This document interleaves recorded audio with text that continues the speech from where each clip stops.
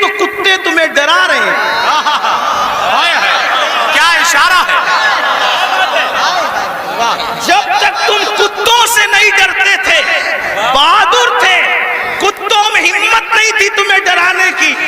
جب سے تم گناہ کر کے بزدل ہوئے, چھوڑ دو رات میں گندی فلمیں دیکھنا, بستر پہ پاپ کی فلم دیکھنے کی بجائے مصلی پہ رو کے دیکھ, جیسے اصحاب کہف کے پیچھے کتا تم ہلا کے چلا تھا, اب بھی کتے تیرے پیچھے تم ہلاتے ہوئے نظر.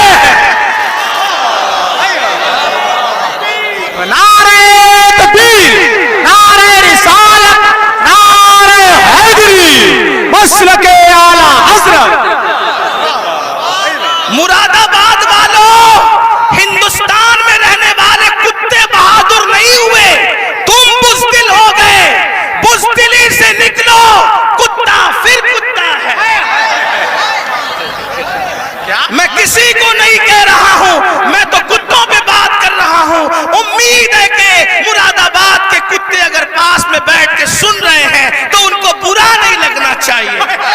رامپور کے کتے اگر یہاں کہیں سن, ان کو برا نہیں لگنا چاہیے. جب وہ چند جوان, توجہ کریں, کتے دم پیچھے کیسے ہلاتے ہیں. چند جوان, پاکیزہ جوان, متقی جوان, پرہیزگار جوان, جب اپنا ایمان بچانے کے لیے دقیانوس کے خوف سے گھر سے نکلے تو وہ چپکے سے رات کو نکلے تو پیچھے کتا بھی ہو گیا. ان جوانوں کو خوف ہوا, کتوں کا کام بھونکنا ہے, اگر اس نے بھونک دیا بھونکے گا یہ, پکڑائے گا ہمیں. اس جوان نے پتھر اٹھایا, کتے کی طرف مارا, کتے نے پیچھے کے پیر پہ کھڑے ہو کے آگے کے پیروں کو ہاتھ کی شکل دی اور اللہ سے کہا مجھے زبان دے تاکہ تیرے وفاداروں سے میں بات کر سکوں. اور پھر کتے کو اللہ نے زبان دی تو کتا بول پڑا, او اللہ والے تجھے خوف ہے کہ میں بھونکوں گا, ہم کتے ہیں مگر پتا ہے کس پر بھونکنا چاہیے کس پر نہیں. نعرہ تکبیر, نعرہ رسالت, نعرہ حیدری, فیضان غوث اعظم, مسلک اعلیٰ حضرت. اور یہ بات میں کسی کو طنز نہیں کر رہا ہوں, ہمارے قرآن میں لکھا ہے. اور پھر وہ کتا وفادار بن کے دھوم ملا کے پیچھے پیچھے چلا, لیکن کتا تھا, کتوں کی برادری کا تھا, مگر مسلمان کا وفادار کیا ہوا, خدا نے اس کے لیے بھی جنت کا اعلان کر پتا چلا تو کتنا قیمتی ہے مسلمان. تو اللہ کا وفادار بن, کتے تیرے وفادار. یعنی اگر تو گناہ چھوڑ دے کتے تجھ پہ بھونکیں گے بھی نہیں. کتے نہیں بھونکیں گے تجھ پہ اگر تو سارا مسئلہ گناہ کا ہے. ہنسنے کی بات نہیں, گناہ چھوڑو پھر دیکھو زمین تمہاری فرما بردار ہوگی. بات دور نکل گئی. عرض کر رہا تھا ایک ایسا وفادار تھا ملک ملت کا, جسے فخر ہے ملک کو ملت کو, اس کو دنیا ٹیپو فتح علی کہتی ہے, جسے ہم ٹیپو سلطان کہتے ہیں. بڑا بہادر تھا, جب تک کہ وہ رہا ہمت نہ تھی بزدلوں کی کہہ سکے کہ ہمارا ہے ہندوستان. اسے شہید کر دیا گیا. اس کے بعد کہا ہمارا ہے ہندوستان. تو ایک بات جو کہنے چلا تھا یہ کہ حلال سے وفا پیدا ہوتی ہے, ماں باپ کی, حرام سے نہیں. میں نے سن لے, اللہ اکبر. انگریزوں نے ٹیپو فتح علی سلطان سے کہا ڈیل کرنی ہے, کسی معتمد کو بھیجو, بات کریں گے. سلطان کو لگا میرے بھائی سے بڑھ کر میرا معتمد کون ہو سکتا ہے. سلطان نے اپنے چھوٹے بھائی کو بھیجا, جاؤ انگریزوں سے بات کر کے آؤ, انگریزوں سے گفتگو کر کے آؤ, معاملات طے کر کے آؤ. بہنوں کی خاص توجہ, اللہ اکبر. چھوٹا بھائی گیا, جانے کے بعد دیر ہو گئی تو قریبی ندیموں نے, قریبی دوستوں نے سلطان کے کان میں کچھ بات کہی. سلطان کھڑے ہوئے, غصے میں آئے, حالت غصے میں ٹہلنے لگے. اور دیر ہوئی, ٹہلتے ٹہلتے ماں کے کمرے میں جا گھسے. ماں نے کہا میرے لال کوئی پریشانی ہے. ماں سے کہا ماں تمہارے بیٹے نے میری ناک کو خاک میں ملا دیا. ماں تمہارے ہیں معتمد سمجھ کر بھائی کو ڈیل کے لیے بھیجا تھا, بات کرنے کے لیے بھیجا تھا, لیکن وہ انگریزوں سے ہاتھ ملا گیا. ماں بیٹھی تھی, کھڑی ہو گئی. ماں ہوتی ہے, ماں ہوتی ہے. میں قوم کی ان بیٹیوں سے کہنا چاہتا ہوں, اللہ اکبر, عورتیں لال قلعہ نہیں بنا سکتی, لیکن لال قلعہ بنانے والا سپوت کسی عورت کا ہی پروردہ ہوا کرتا ہے. عورتیں فاتح بدر و حنین نہیں ہو سکتی, لیکن فاتح بدر و حنین کسی عورت ہی کا تیار کرتا ہوتا ہے. اللہ اکبر, عورت فاتح خیبر نہیں ہوتی, لیکن فاتح خیبر کو جنم دینے والی کوئی عورت ہی ہوا کرتی ہے.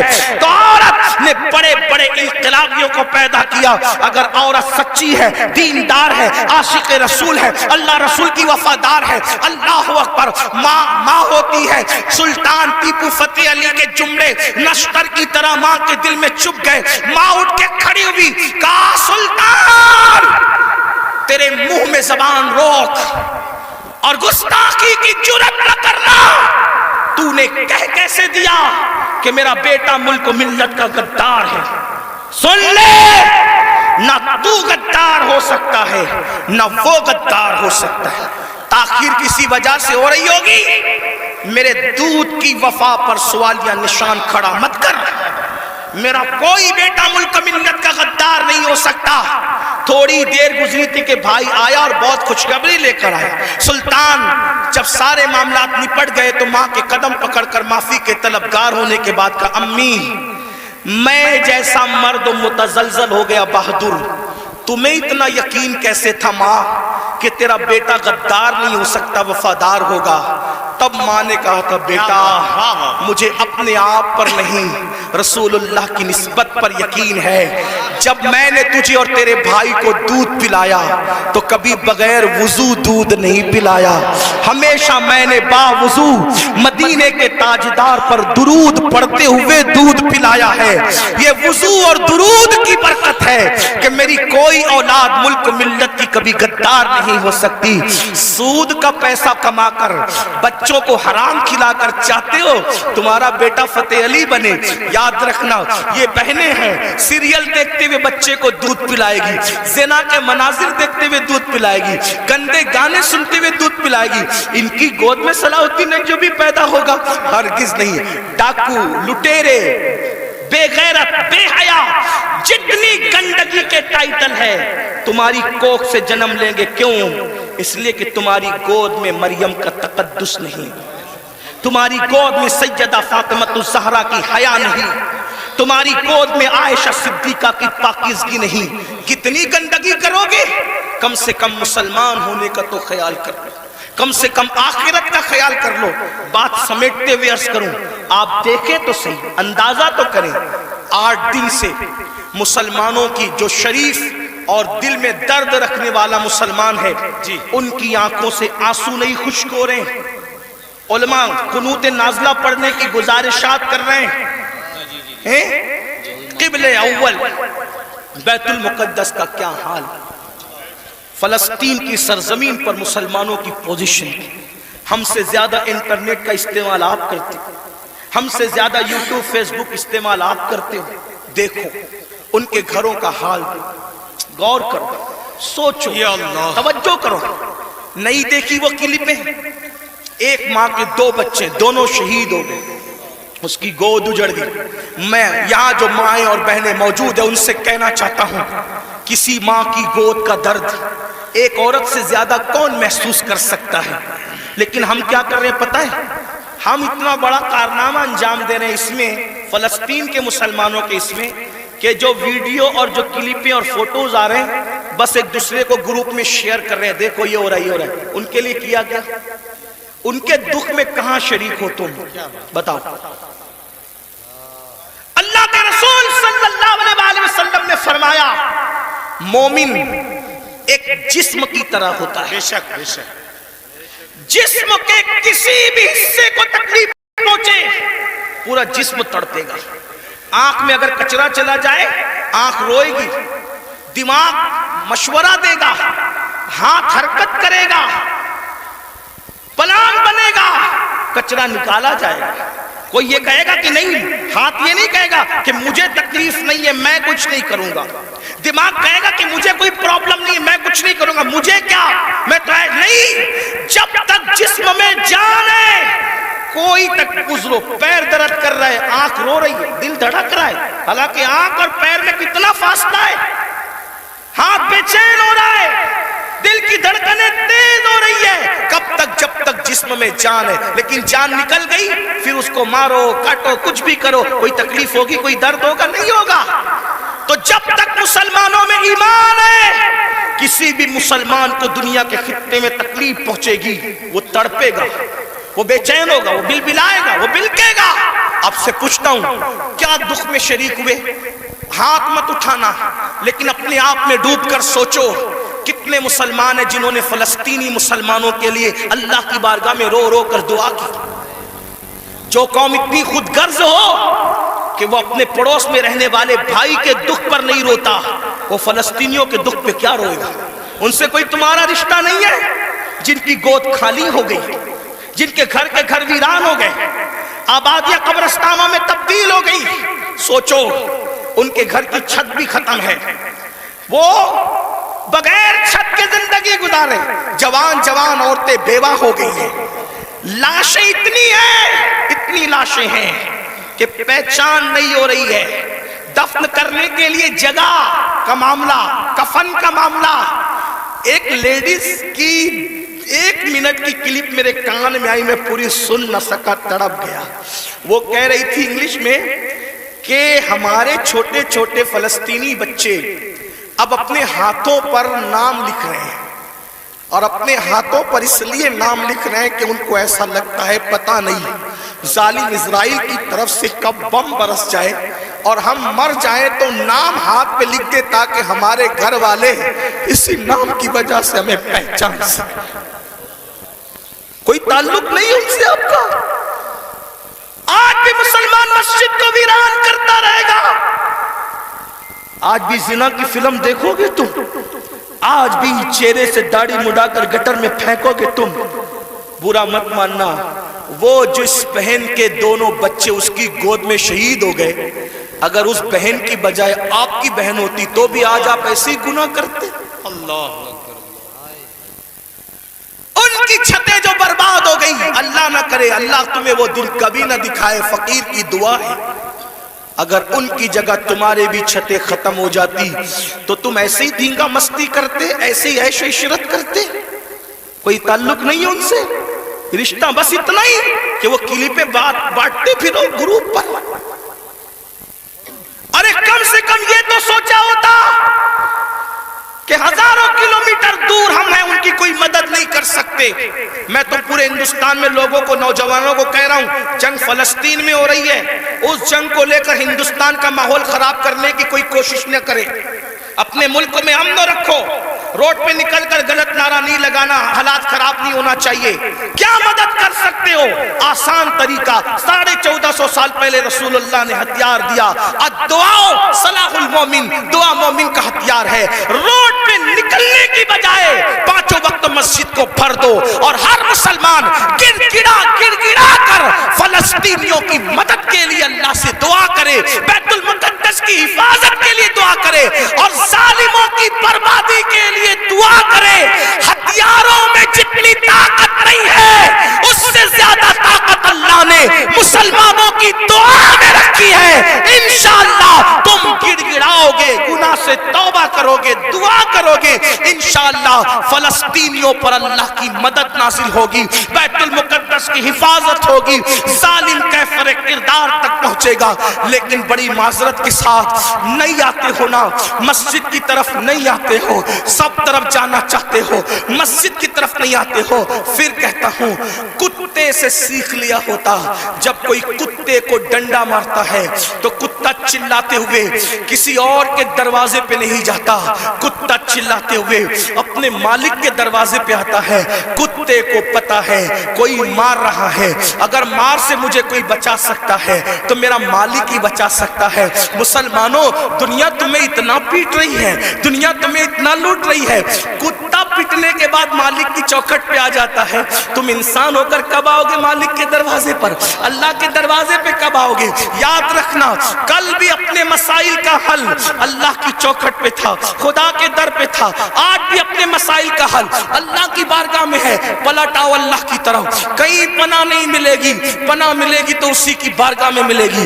رجوع ہو جاؤ اس کی طرف، گناہ کر کے نہ کسی کو عزت ملی ہے نہ آپ کو عزت مل سکتی ہے۔ مجھے پتا ہے ان ہزاروں جوانوں میں کچھ ایسے سعادت مند چہرے مجھے نظر آ رہے ہیں جن کے دلوں میں واقعی امت کا درد ہے، قوم کا درد ہے، وہ پلٹیں گے، وہ توبہ کریں گے، وہ نادم ہوں گے۔ ہاں ہاں میری قوم کے جوانوں، ضرور یاد رکھو، ہر دروازے پہ جا کر کے اگر انسان جرم کا اعتراف کرتا ہے، دنیا کی عدالتوں کا دستور ہے جہاں پر جرم کو قبول کر لو تو عدالتیں سزا سناتی ہے۔ ایک میرے اللہ کی عدالت ہے، وہاں جرم قبول کر لو تو سزا نہیں سنائی جاتی بلکہ معاف کر دیا جاتا ہے۔ ہر جگہ کا دستور ہے کہ اگر جرم قبول کر لو تو لوگ ذلیل کرتے ہیں، یہ میرے اللہ کی شان ہے۔ جرم قبول کر لو تو یحب التوابین کا خوبصورت تمغہ گلے میں ڈال دیا جاتا ہے اور محبوب بنا لیا جاتا ہے۔ تو آؤ نا میرے بھائیو، اللہ سے دور کیوں ہو؟ وہ اللہ جس کا فرمان ہے کوئی میری طرف چل کے آتا ہے تو میری رحمتیں اس کی طرف دوڑ کر جاتی ہے۔ یاد رکھنا، لڑکا لڑکی کے ناجائز تعلقات میں کوئی لطف نہیں ہے، یہ توائی ہے۔ آؤ اللہ سے تعلق جوڑیں، کیا بات، واہ، آؤ اس کے قریب ہو جائیں۔ سبحان اللہ۔ میں نے تو یہ بزرگوں سے سنا بھی اور محسوس بھی کیا، سب سے تعلق جوڑنا مشکل ہے۔ توجہ ہے؟ کیا بات جی حضرت، رضا نگر رامپور والوں توجہ ہے، گرد نواز سے آنے والے، سب سے تعلقات بنانا مشکل ہے۔ سب سے آسان اگر کسی سے تعلق بنانا ہے تو اللہ سے۔ جلدی ناراض نہیں ہوتا، سبحان اللہ، توجہ، کیا بات، جلدی ناراض نہیں ہوتا، جلدی راضی ہو جاتا۔ واہ، رب کو منانا بہت آسان ہے، لیکن یہ میری قوم کی جفاکاریوں کا ماتم کون کرے؟ سب کو منانا چاہتے ہیں، رب کو نہیں منانا چاہتے، کیونکہ رب کی ناراضگی کی ان کے پاس اہمیت کیا ہے؟ سیٹ ناراض نہیں ہونا چاہیے، بیوی ناراض نہیں ہونا، حتیٰ کہ جن بچوں کو ہم نے پیدا کیا، جو ہم سے وہ بچے ناراض نہیں ہونا چاہیے۔ بچے کہے بیٹا ابا کھلونا لے کر آنا، بھول گئے تو کہتے بیٹا سوری، سوری بیٹا نہیں لا سکا، بھول گیا نا، کل لائیں گے، اس سنڈے نہیں لے کر کے چلے تفریح کے لیے۔ ہم بھی 50 بار سوری بول چکے اپنے بچوں کو، اس لیے کہہ رہا ہوں۔ ہاں لیکن آپ سے پوچھتا ہوں، اپنے چھوٹے چھوٹے بچوں کو منانے کی فکر ہے، وہ یار وہ رب، آپ ذرا غور کرو اس کی نعمت پہ غور۔ چلے بات میں ختم کرنے لگا تھا، لیکن ایک بات بہت سوچنے کی ہے جی حضرت، اس کی نعمتوں پہ غور کرو۔ اللہ تعالیٰ پیدا ہونے سے لے کے مرے دم تک ہمیں آکسیجن دیتا ہے، اپنے گھر پہ کیا بل آتا ہے مہینے کا؟ کیا بات، کسی گھر بھیجا اللہ پاک نے کوئی بل بھیجا؟ کچھ مانگا اللہ نے؟ اگر 8 گھنٹے ڈاکٹر آکسیجن لگائے نا تو اتنا لمبا بل آتا ہے کہ انسان سوچنے لگتا ہے کہ میں کہاں چلا گیا تھا۔ یہی ہے نا جی، ڈاکٹر نے 8 گھنٹے کی آکسیجن دی تو ہزاروں وصول کر لیا، ہے نا؟ ہے نا؟ اللہ تعالیٰ نے پوری زندگی آکسیجن ہمیں فری میں، کچھ مانگا؟ بولو تو کچھ مانگا اللہ نے؟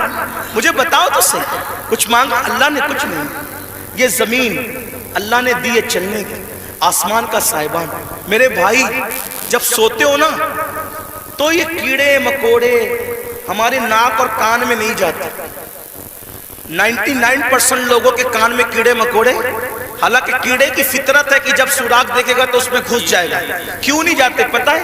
60 فرشتے ہر انسان پر اللہ نے حفاظت کے لیے مقرر کر رکھا ہے۔ کیا ہے، ناک اور کان میں کیڑے بھی نہ جائے میرا اللہ بچاتا ہے۔ سوچو تو صحیح نہیں، غور کرو۔ گھر سے نکلتے ہو نا اللہ کا نام لے کر، دو فرشتے حفاظت کے لیے مقرر کرتا ہے جب تک گھر پر لوٹ نہیں جاتے۔ ماں کے سینے میں دودھ کس نے پیدا کیا؟ پیدا ہونے سے پہلے اللہ نے، اور سینے میں دودھ پیدا کرنے کے بعد ماں کے دل میں ممتا بھی پیدا کی کہ اس کو پلا۔ اگر اللہ نفرت پیدا کرتا تو درجنوں عورتیں ایسی ہیں جو اپنے بچوں کو چھوڑ کے ہاسپٹل میں بھاگ گئی۔ اگر ہماری ماں بھی چھوڑ کے بھاگ گئی ہوتی تو عزت کے ساتھ ایسے بیٹھتے یہاں؟ تو اس ماں کے دل میں کس نے پیار دیا؟ خود سردی میں ہمارے پیشاب پہ سوتی رہی اور ہمیں گرم بستر پہ سلایا۔ کس نے پیار دیا اس کے دل میں؟ اللہ نے۔ کھڑے ہونے کی طاقت کس نے دی؟ جاؤ لنگڑوں سے پوچھو پیر کی قیمت کیا ہوتی ہے، جاؤ پوچھو۔ جتنی بے وفائی کرنا ہے میرے اللہ کے ساتھ کر لو، ایک دن اللہ کی عدالت ہے۔ اندھوں سے پوچھو آنکھ کی قیمت کیا ہوتی ہے۔ اگر اللہ آنکھ چھین لے اربوں خربوں روپے بھی دے کر کے تم اخیارے نہیں ہو سکتے۔ اسی کی دی ہوئی آنکھوں سے اسی کی نافرمانی اس کے نبی کے دل پہ کیا گزرتی ہوگی؟ سوچو تو صحیح، جا کر کے پوچھو زبان کی قیمت کیا ہوتی ہے، جس کی آواز نہیں نکلتی، جس کو منہ نہیں ہے، اتنی ساری نعمتیں لے کر بیٹھے ہو، پھر اس سے بے وفائی۔ اقبال نے کہا تھا بتوں کو تجھ سے امید، بتوں سے تجھ کو امیدیں، خدا سے نامی دی، مجھے بتا تو صحیح اور کافری کیا ہے؟ کفر کس چیز کا نام ہے؟ کہتے ہو اللہ نے ہمیں دیا کیا؟ میں نے کہا لگا قیمت آنکھ کی، لگا قیمت کان کی، لگا قیمت زبان کی، لگا قیمت کڈنیوں کی، لگا قیمت خون کی۔ ارے جن کو ڈائلیسس کیا جاتا ہے ان کو کتنے روپے ہر مہینے خرچ کرنے ہوتے ہیں، میرا اللہ روزانہ تازہ خون پیدا کرتا ہے، کچھ مانگتا ہے اس کے عوض میں؟ کچھ نہیں مانگتا، پھر بھی اس سے بے وفائی۔ کب تک ادھر ادھر بھٹکتے رہو گے؟ موت ہے۔ کب تک اس سے جفا کرو گے؟ موت ہے۔ کب تک اس کو ناراض کرو گے؟ موت ہے۔ میرے بھائیوں اتنا سوچو، دنیا میں اتنا دیا ہے، آخرت میں کتنا دے گا؟ وفادار تو بن کے دیکھ، وفادار تو بن کے دیکھ۔ سب کے لیے روئے ہونا، کبھی میرے اللہ کے لیے بھی رو کے دیکھ۔ سب سے دوستی کا ہاتھ بڑھایا نا، کبھی اس کے بھی دوستی کا ہاتھ اس سے بھی بڑھا کے دیکھو، کبھی ادھر بھی قریب آ کر دیکھو۔ میں پورے یقین سے کہہ رہا ہوں جس دن تم اس کے ہو جاؤ گے تمہیں کسی کی دعا کی ضرورت بھی نہیں پڑے گی، تم خود جس کے سر پہ ہاتھ رکھ دو گے اس کی قسمت بدل جائے گی۔ جس کے گھر میں تم جا کے بیٹھ جاؤ گے برکتوں کا نزول ہوگا، اس کے ہو کے تو دیکھو۔ آسان ہے اس کا بننا، گناہ سے نکلو، توبہ کرو، اللہ کو مناؤ، اللہ کو گڑ گڑاؤ، اللہ کی بارگاہ میں گڑ گڑاؤ، آہو بکا کرو۔ سب کے لیے رو چکے، اس کے لیے رو کے دیکھو کتنا سکون ملتا ہے۔ سب کے پاس گڑ گڑا چکے، اس کے پاس گڑ گڑا کے دیکھو کتنا قرار ملتا ہے۔ سب کے یہاں عرضیاں لگا چکے، اس کی بارگاہ میں عرضیاں لگا کر کے دیکھو۔ آخری جو بات کہنی ہے سنیں۔ ایک بہت خوبصورت جوان تھے، حضور علیہ السلام ان سے پیار کرتے تھے کیونکہ جوانی میں وہ سردار بن گئے تھے۔ سردار کس کے؟ قبیلے کے، قبیلے کے سردار بن گئے تھے۔ اس خوبصورت جوان کا نام حدیث میں دہیہ کلبی آتا ہے، بنو کلب کے سردار تھے، دہیہ نام تھا، دہیہ کلبی۔ حضور کی تمنا تھی یہ جوان سدھر جائے، یہ جوان، حضور جوانوں سے بہت پیار کرتے تھے اور جوانوں کے سدھرنے پہ حضور کو بڑی خوشی ہوتی تھی۔ اور حضور علیہ السلام جن جوانوں کے پیچھے قوم ہوتی تھی ان جوانوں کے لیے بہت دعائیں بھی کرتے تھے، اس لیے کہ جوان جوان ہوتا ہے۔ حضور کی خاص توجہ جوانوں کی طرف تھی۔ دیکھو حضور علیہ السلام کے صحابہ حضور کے پردہ فرمانے کے تقریباً آدھی صدی تک کے لوگوں کی رہنمائی کرتے رہے، بلکہ پونا صدی تک۔ تو جو لوگ سب جوان تھے تبھی تو نا، سعد ابن ابی وقاص اس وقت جنگ میں شریک ہوئے جب ان کے چہرے پہ داڑھی بھی نہیں نکلی تھی۔ مولا علی 9 سال یا 8 سال کی عمر کے تھے جب آپ نے کلمہ پڑھا. حضرت سیدنا فاروق اعظم 30-32 سال کے تھے جب آپ نے کلمہ پڑھا. حضور نے ٹارگٹ جوانوں کو کیا. اس لیے میرا بھی دلچسپی کا عنوان میری قوم کے جوان ہے. مجھے پتا ہے جب کوئی جوان سدھرے گا انقلاب آئے گا, بلکہ جوان سدھرے گا تو بڈھے اور بچے دونوں سدھر جائیں گے. کیوں؟ کیونکہ جب جوان بیٹا مسجد جائے گا, جوان بیٹا مسجد جائے گا تو بوڑھا تو شرم کے مارے مسجد آنا ہی ہے کہ وہ سدھر گیا, اب میرے پیر قبر میں لٹک رہے, میں گھر میں کیسے بیٹھوں, اس نے تو سدھر نہیں ہے. لیکن جوان باپ کو جب بچہ مسجد جاتے دیکھے گا تو بچہ باپ کی انگلی پکڑ کر خود ہی جائے گا. تو ایک جوان سدھار دو, گھر کے 2 خود ہی سدھر جائیں گے. اس لیے اقبال نے بھی جوان کو ٹارگٹ کیا, کہتے نہیں تیرا نشیمن قصر سلطانی کے گنبد پر, نہیں تیرا نشیمن قصر سلطانی کے گنبد پر, تو شاہی ہے بسیرا کر پہاڑوں کی چٹانوں میں. اور عقابی روح جب بیدار ہوتی ہے جوانوں میں, نظر آتی ہے ان کو اپنی منزل آسمانوں میں. چھوڑ دو گناہ, اگر جوانی میں گناہ چھوڑ دو گے اللہ کے محبوب بن جاؤ گے, اللہ کے مقبول بن جاؤ گے. جوانی میں گناہ چھوڑ دو گے, توبہ کرو گے, جنت میں رسول اللہ کا پڑوس نصیب ہوگا. اگر جوانی میں گناہ چھوڑ دو گے اللہ بڑھاپا عزت سے بھرپور کر دے گا. جو لوگ جوانی میں گناہ چھوڑتے ہیں اللہ انہیں عزت والا بڑھاپا عطا کرتا ہے, وقار والا بڑھاپا عطا کرتا ہے. تو یاد رکھیے